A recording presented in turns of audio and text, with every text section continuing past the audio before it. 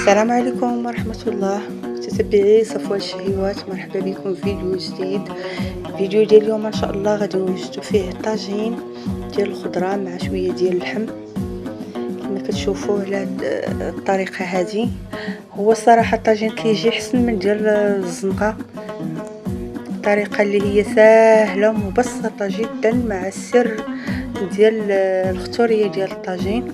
غادي نحتاجوا شويه ديال الزيت العود، شويه زيت الروميه. غادي نديروا الطاجين سخون، نديروا فيه اللحم اللي عندنا كيبقى حسب عدد الافراد.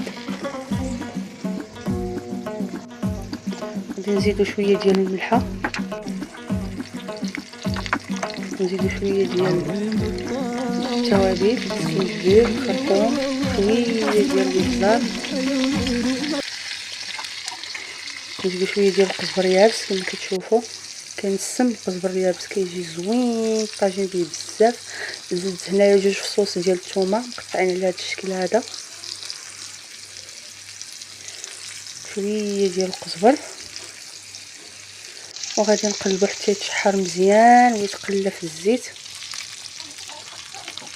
دابا نبداو نزيدو البصله، درت بصله وحده، بصله رقيقه مزيان باش ملي تيطيب الطاجين تتجي دايبه ومعلكه، كتبقاش كتبان وسط الخضره.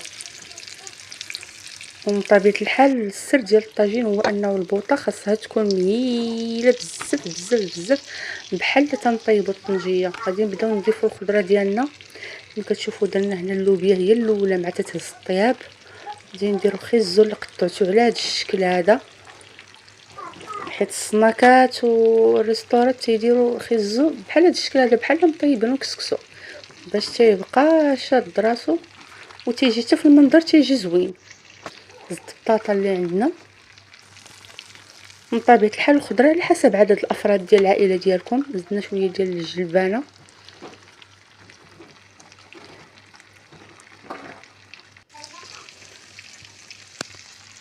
صافي كما كتشوفوا. والماء راه الخضره غادي تطلق الماء ديالها هي والبصله. نزيدوا شويه ديال القزبر، غادي نديروا شويه ديال الماء فقط، مانيش نكثروا، شويه الماء، نخليوه يطيب على راحته. كما تشوفوا هذا القياس فقط هو اللي درت ليه ديال الماء، حيت البوطه ناقصه بزاف. بالنسبه لي انا الطاجين خدا ساعتين ديال الطياب، ساعتين ديال الوقت. كما كتشوفوا الطاجين ديالنا ها هو طاب. كما قلت لكم هي البوطه تكون ناقصه بزاف وخليوه يطيب على راحته، ما تبقاوش كل مره تعريو عليه. وبالصحه والراحه. الفيديو مقبل بحول الله.